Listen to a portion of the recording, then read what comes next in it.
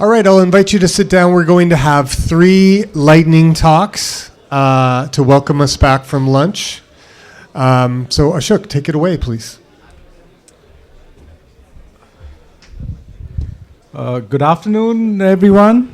I'd like to introduce myself. My name is Ashok Rao, and I'm from a company called SES Global, which is probably the world's largest satellite operator. And the division I represent is called the Other 3 Billion, and we've specialized in providing high bandwidth, low latency services using our medium Earth orbiting satellites across the world. So internet connectivity, high-speed internet to telcos, MNOs in remote parts of the world, in Africa, in DRC, in South America, and in all kinds of regions. But the parent organization does provide video services, lots of 7,000 plus channels of video all over.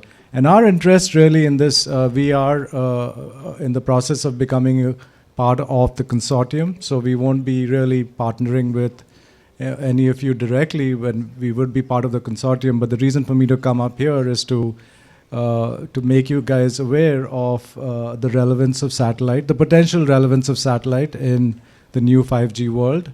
And the applications that we have identified already as part of the work we've done with the European Space Agency, Horizon 2020, and other programs is mobile edge computing, where you have servers at the edge which are fed over satellite broadcast. So satellite broadcast, that's one fairly straightforward application. There are some complexities and protocols to be addressed, network protocols to enable multicast. The other application that we've looked at is IoT, where you have distributed sensors, distributed metering devices. And the third application, which perhaps is not very much really on the forefront, is really trying to prevent this digital divide from happening.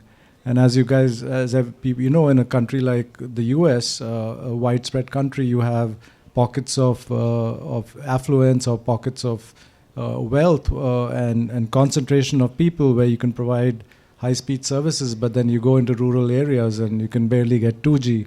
So it's really important for us to keep that in mind, that 5G not be just a urban, suburban, affluent, East Coast, West Coast technology, but it's something that can be deployed across the US and obviously across the world, so that US goods and services are available to people all over the world. So that's my little pitch, and I hope to be interacting more with the bidders to give them more ideas in the months to come. Thank you.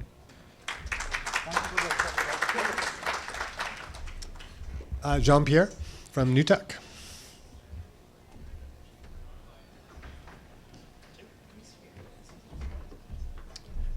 Hello, everyone. I'm Jean-Pierre Marcotte from New Tech Innovation, SDR-based manufacturer focused on massive MIMO based in Quebec City.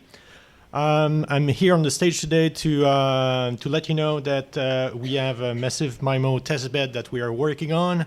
It's a MATLAB-based with 8 transceiver per FPGA, which is the highest channel density in the industry. It supports up to 56 megahertz and can go up to 1,000 antennas. It includes TDD and reciprocity calibration, precise timing, synchronization, and phase alignment. We have multi-user MIMO detection and pre-coding, prototype 5G baseband processing and validate propagation in real environment. Validate interoperability scenarios, develop and validate analytic channel models, and interface with external millimeter wave front end. We also working on MIMO file layer reference design. So it's a massive MIMO uplink with zero forcing, reciprocity calibration with Argos, and least square methods.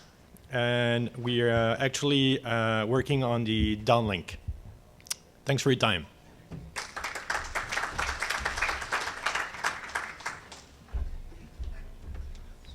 All right, Rudra from North Carolina State University for our final lightning talk.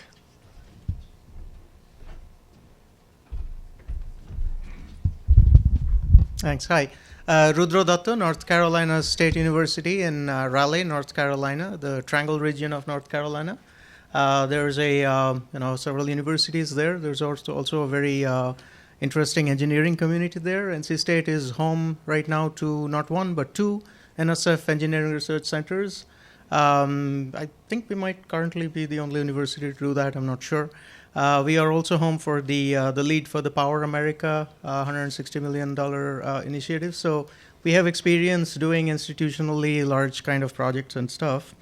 There are the members of the other people in the team that is sort of information and coalescing include Renzi. So Ilya Baldini is here.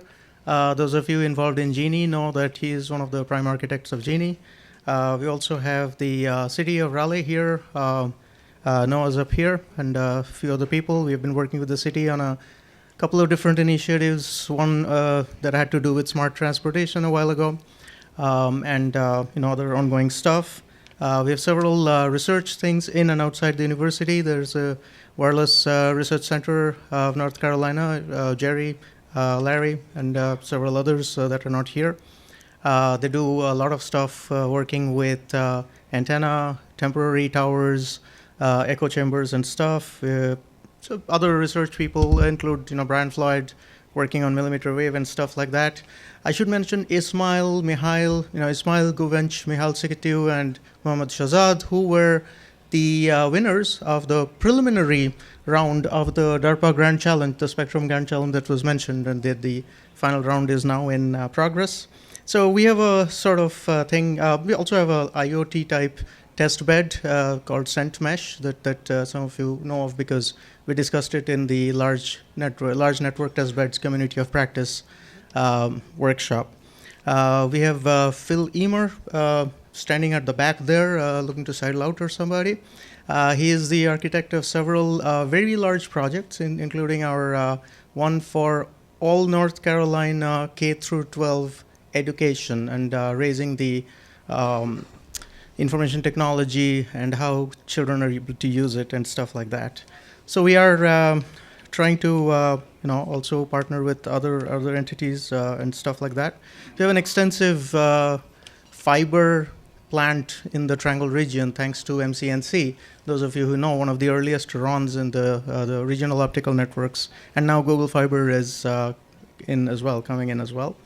And I was very glad to learn that Crown Castle. I don't know why I can't ever remember the name Castle. Crown Castle is now in the Triangle as well. So we, very much look forward to partnering. We are trying to very hard right now to understand what is the range of research that one might support through a PAWR-like testbed, and what would be correctly ambitious, a correct range of variety to try and support, but not overly ambitious and not be able to do any of that very reproducibly or repeatably. So we certainly have a good bit of expertise on both sides of trying to be more innovative versus more reproducible. Any advice, any teaming, very welcome.